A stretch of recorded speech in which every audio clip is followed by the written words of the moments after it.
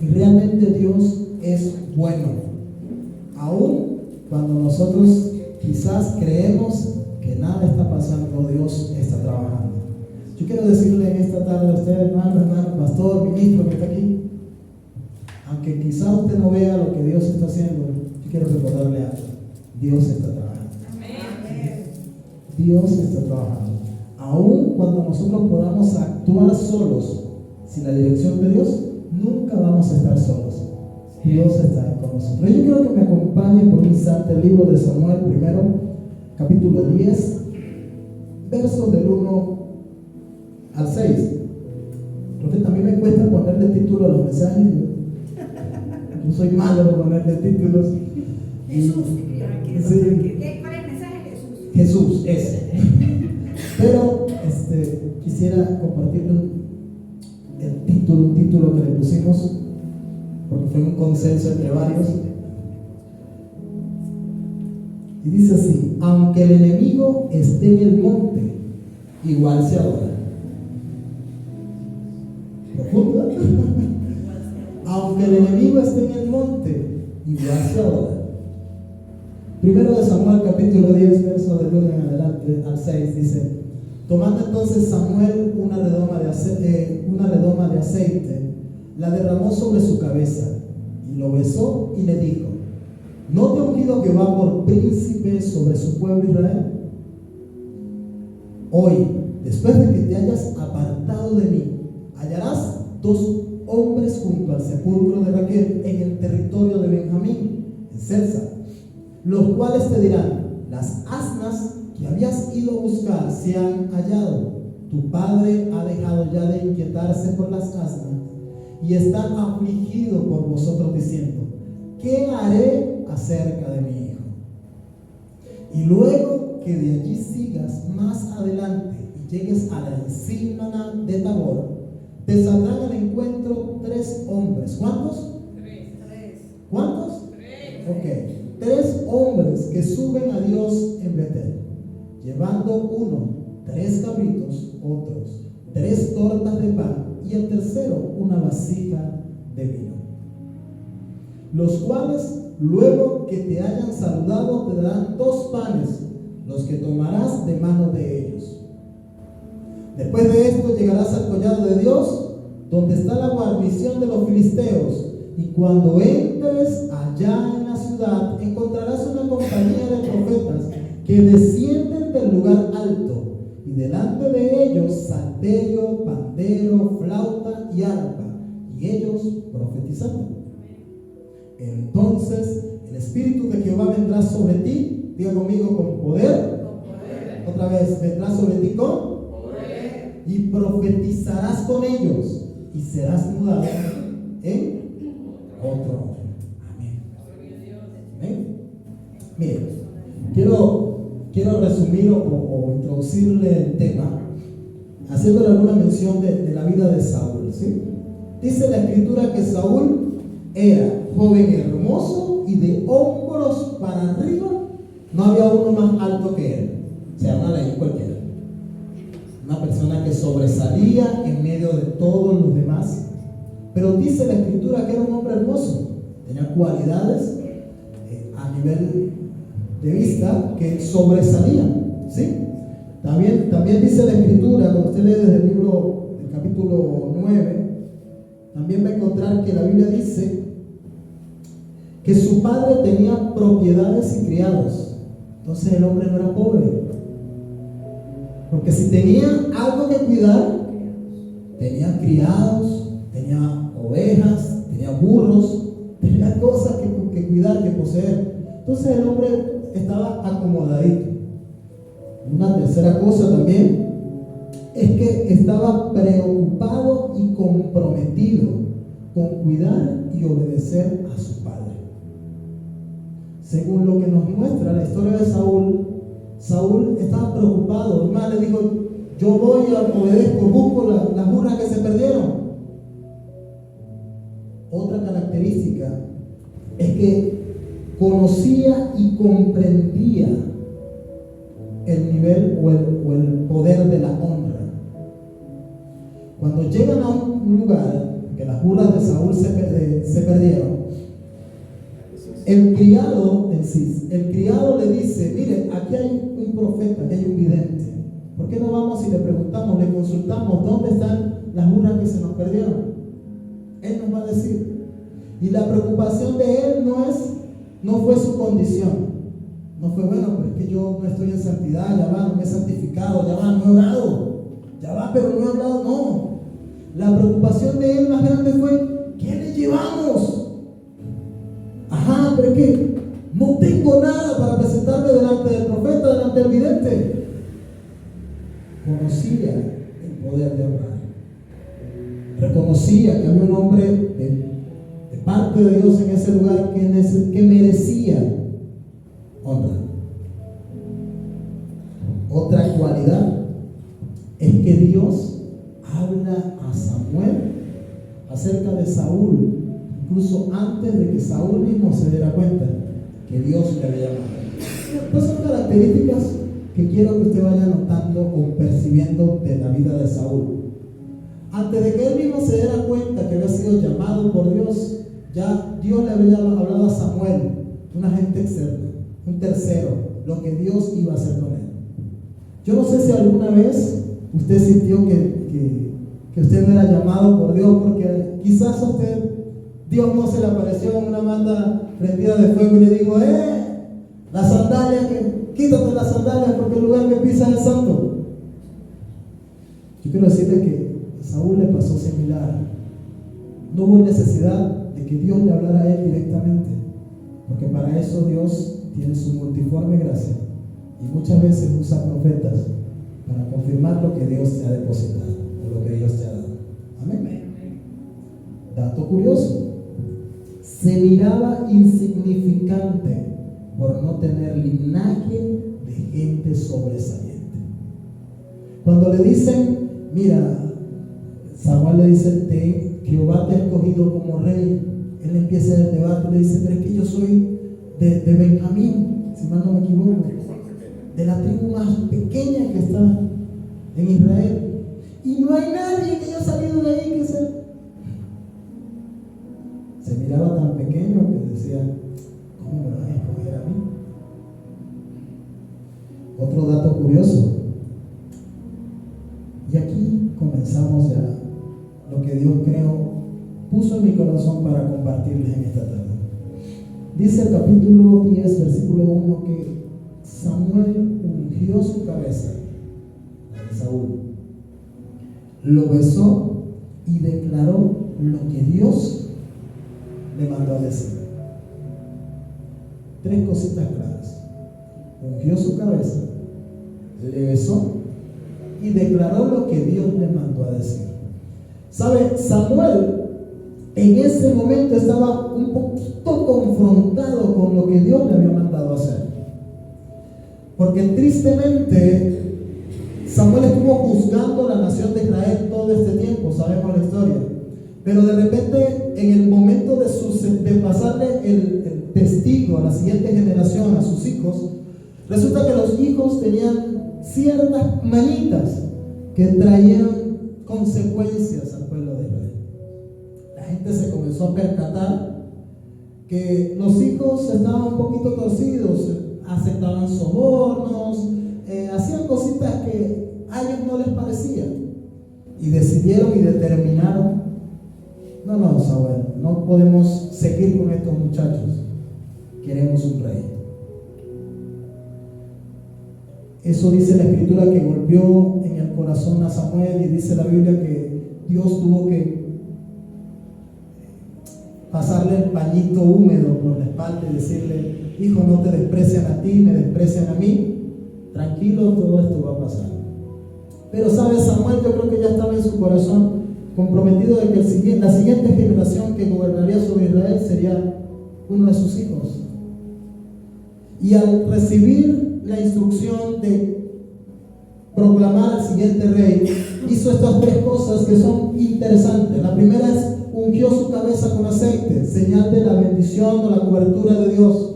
Pero la segunda cosa que hizo fue que besó su frente, y eso es señal de paternidad,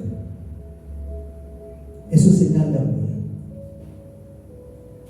Y Samuel estaba diciendo, ¿sabes qué? Te unjo como la siguiente generación, pero te doy también mi paternidad, mi cobertura sobre tu vida. Samuel hizo sin darse cuenta, quizás a sabiendas, un pacto de padre e hijo sobre la vida de Saúl. La tercera cosa es que Samuel no se puso a ponerle más ni menos a lo que Dios le había mandado decir. Declaró exactamente con picos y señales lo que Dios iba a hacer en su vida. Un dato curioso, un paréntesis acá, y es que mientras Dios estaba tratando con la vida de Saúl, allá en ese monte lejísimo, el papá de Saúl estaba preocupado porque su hijo estaba perdido. Y yo no sé si a usted como padre le ha pasado que se preocupa en dónde puedan estar sus hijos. Dios me confrontó con esta palabra y lo primero que me preguntó es: ¿dónde está tu hijo? ¿O dónde está tu hija?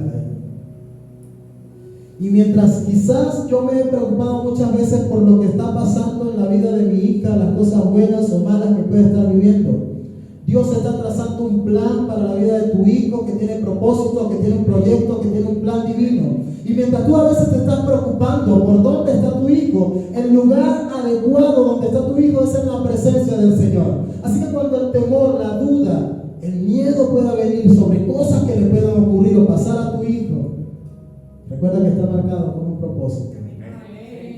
Y está en el centro de la voluntad de Dios. Así que no te preocupes. Si tú se lo entregaste a Él, donde quiera que esté, va a estar en la presencia del Señor. Entonces, si yo le pregunto en esta tarde dónde está su hijo, ¿cuál será la respuesta? No, pastor, bueno, yo creo que él está allá estudiando. No, él está en la presencia del Señor. Donde quiera que esté, va a estar en la presencia del Señor. Y versículo 3. Ahora sí. Dice la Escritura: y luego que de allí sigas más adelante y llegues a la encina de Tabor, que significa ombligo, te saldrán al encuentro 3 hombres. ¿Cuántos? ¿Cuántos? 3 hombres que suben a Dios en Betel, llevando uno 3 cabritos, otro 3 tortas de pan y el tercero una vasija de vino. Samuel le habla claro y específico en el llamado que Dios tiene con la vida de Saúl. Y me llama la atención, comparando los llamados, profeta, el de Saúl y el de David. Me parece que el llamado de Saúl fue más específico. Me parece que el llamado de Saúl fue con más eventos proféticos, con más ceremonia, con más señales. E incluso cuando estudiaba sobre estos 3 personajes, lo primero que Dios me dice es que Dios se manifestó de una manera visible en la vida de Saúl en este momento. Te vas a encontrar un hombre con 3 cabritos. Los cabritos significan el sacrificio. Y el sacrificio que Jesús hizo en la cruz por usted y por mí. Dios estaba profetizándole a Saúl muchos años antes lo que iba a hacer. Y le dijo: te vas a encontrar con el hijo. Una tipología del hijo. La segunda cosa, 3 tortas de pan va a tener el segundo. El pan simboliza la vida. Y la vida que viene del Padre. La tercera cosa, un hombre que tiene una vasija de vino. ¿Tipología de quién? Del Espíritu Santo. Entonces, Betel significa casa de Dios y puerta del cielo. Y Dios permite que se encuentre Saúl con la manifestación visible de una tipología de él en el Antiguo Testamento. Y le dice: no solamente te vas a encontrar con estos 3 personajes, sino que ellos te van a entregar 2 panes. ¿Qué significaban los panes? La presencia de Dios, la tipología de Dios. Le dice: te vas a encontrar conmigo y mi presencia irá contigo donde quiera que vayas. Te vas a encontrar conmigo y vas a llevar mi presencia a partir de ese lugar a donde quiera que vayas. Wow, a mí me dice eso Dios y yo no sé dónde me meto. Saúl tenía un llamado grandioso, ¿verdad? Poderoso. Todo lo que Dios está trazando en la vida de Saúl me impactaba mientras leía este pasaje. Y aquí en el verso 5 es donde más me golpeó el Señor. Porque dice en Samuel: después de esto llegarás al collado de Dios, donde está la guarnición de los filisteos. Y cuando entres allá en la ciudad, encontrarás una compañía de profetas que descienden del lugar alto. Está la Reina Valera, dice la Valera así. Dice: después de esto llegarás al collado de Dios. ¿Sí? ¿A dónde va a llegar? Diga conmigo, a la montaña de Dios. ¿A dónde va a llegar? Ok, después de esto vas a llegar a la montaña de Dios, donde está la guarnición de ¿quién? Ok, ¿de quién era la montaña? ¿Qué había ahí? Un campamento, una guarnición de los filisteos. Ya va, repito. En la montaña de Dios, ¿qué había? Ejércitos de los filisteos. Y le dice: y en ese lugar, cuando estés allá en la ciudad, encontrarás una compañía de profetas que descienden del lugar alto, y delante de ellos salterio, pandero, flauta y arpa, y ellos profetizando. En la montaña de Dios, un ejército del enemigo, y estando en ese lugar, rodeado del enemigo, había una alabanza profética constante en ese lugar. No sé si me logro entender. Dios le estaba diciendo a Saúl: ¿sabes qué? En donde está el centro de mi voluntad, la montaña donde está mi palabra, tienes que ir y estar rodeado de enemigos. Porque allí vas a comenzar a sentir y a profetizar y a vivir lo que yo he preparado para ti. Si a usted le dice: pastor, tiene que ir a predicar a la cárcel, pero está rodeado de gente armada que están esperando para matarte, ¿qué hace?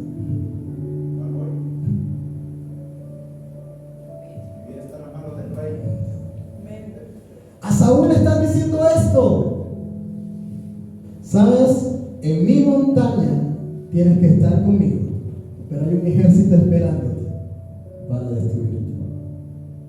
Yo no sé a quién Dios llamó acá para ser un rey. No sé a quién Dios llamó aquí para ser un pastor, un ministro, un líder que Dios va a usar en las naciones.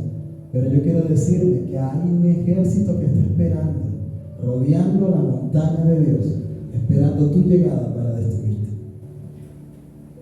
Y aunque ellos no sabían quién iba a ser Saúl, Saúl sí sabía quién eran los filisteos.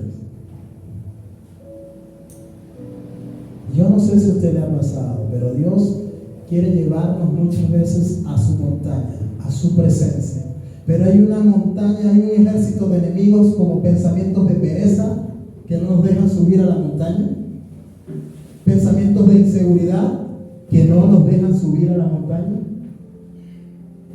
un ejército de filisteos diciéndote: tú no vas a poder, ¿qué cuento de pastor vas a hacer tú? ¿Qué cuento de ministro, de profeta? ¿Qué cuento vas a hacer tú? Y Dios llamándote al centro de su voluntad, a la montaña de Dios. Pero hay un ejército que está esperando tu llegada para hacerte caer. Y esto a mí me conmovió muchísimo, porque entiendo que desde el momento en que Dios me marcó y me llamó para cumplir su propósito, desde ese mismo momento ya había un ejército esperándome para destruirme. Y el problema no es el ejército que me quiera destruir o no. El problema es mi convicción para enfrentar ese ejército. Porque Samuel no le escondió nada a Saúl. Hay un ejército, una guarnición de los filisteos. Y Saúl no vi por ningún lugar preguntándole: ay, ¿y qué hago con los filisteos? Ay, pero es que me van a destruir, me van a matar los filisteos. Nunca leí preguntando a Saúl, ¿verdad? ¿Y si me encuentran? ¿Y si me agarran los filisteos? Pastor, ¿y si yo oro y no pasa nada? ¿Y si el tumor no se seca? ¿Y si la persona no se convierte? Usted vaya a la presencia del Señor. Sigue diciendo: en la montaña de Dios hay un fortín del enemigo. Aún así, músicos y profetas ministran a Dios libremente. Mire, yo no sé cuántos acá han pasado por circunstancias en las cuales se han sentido rodeados por el enemigo, sitiados. No sé si alguna vez usted ha enfrentado una situación en su vida, yo las he pasado, donde creo que ya no tengo ninguna salida porque estoy rodeado por circunstancias que ya no doy más. Hace un par de semanas estaba afligido en el espíritu, quebrado delante de Dios. Y le decía: Señor, pero ¿por qué? Y a veces no sé si usted le ha surgido esa pregunta: si yo te sirvo, si yo te honro, si yo te amo, ¿por qué no se me dan las cosas? ¿Por qué no me vendo las galletas? ¿Por qué no salieron todas las tortas? Señor, ¿por qué? Me he sentido sitiado, rodeado por el enemigo. Pero aprendí con este pasaje que aún rodeado por el enemigo, pero estando en la montaña del Señor, allí habrá alabanza, habrá profecía, y el enemigo no podrá detenerme. ¿Usted se imagina a los filisteos escuchando a estos locos profetizando y cantando en medio de la montaña, dando salterios, brincos, y los filisteos esperando una ceñita nada más para cortarle la cabeza? Aún así, esta gente no dejaba de adorar y profetizar delante de Dios. ¿Sabe? Mi enemigo, dice la Biblia, como un león rugiente esperando para cortarle la cabeza, como la película aquella de Alicia en el País de las Maravillas. ¿Sí la vieron? Córtenle la cabeza. Pero aún así hay un Dios que está esperando tu alabanza para hacer grandes prodigios y señales a través de tu vida. Aunque el enemigo esté en el monte, igual se adora. Y termina Samuel diciéndole a Saúl: después que pases por todo esto, Saulito, hijo mío, después que vivas y enfrentes todo esto, hay algo grande que te espera. Verso 6. Entonces el Espíritu de Jehová vendrá sobre ti con poder. Profetizarás con ellos y serás mudado en otro hombre. No fue sino hasta que subió a la montaña y enfrentaría lo que quizás su destino dijera que estaba muerto, que se iba a cumplir el propósito, iba a comenzar el plan de Dios sobre su vida. Ya había pasado por la tipología de Dios. Se había encontrado con el Hijo en el camino, el sacrificio. Se había encontrado con el pan y lo llevaba consigo.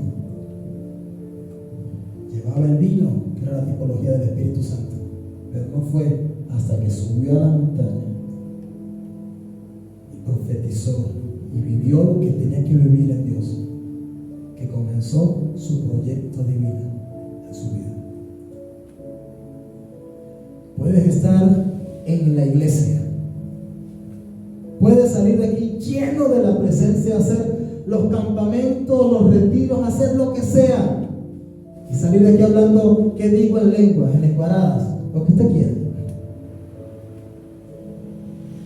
Pero si usted no ha subido a la montaña de Dios a enfrentar sus enemigos, quizás su propósito está estancado esperándolo para que usted lo active. Puede cargar la presencia de Dios con usted e incluso ser hermano apto, el más capacitado para ejercer el llamado que Dios te dé.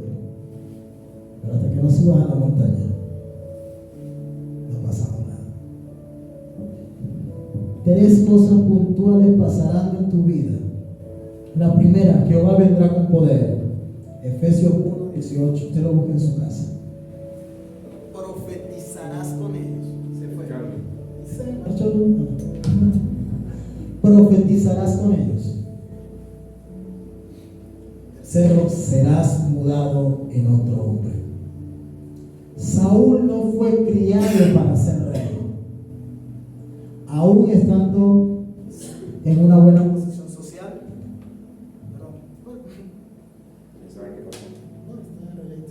Aún estando en una buena posición social, teniendo una buena crianza, Saúl no fue criado para ser rey. Qué duro. Mire, quizás estamos criando hijos que nosotros creemos serán herederos de lo que Dios nos dio. Pero quizás Dios los está preparando para ser reyes. Y usted criando un hijo para ser rey, para ser heredero, y Dios quiere crearlo para ser rey. Saúl debía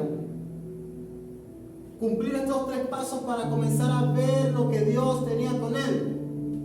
Y sí, vino sobre él el Espíritu con poder. Sí, profetizó con ellos.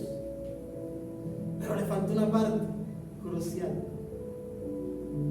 ser mudado en otro hombre.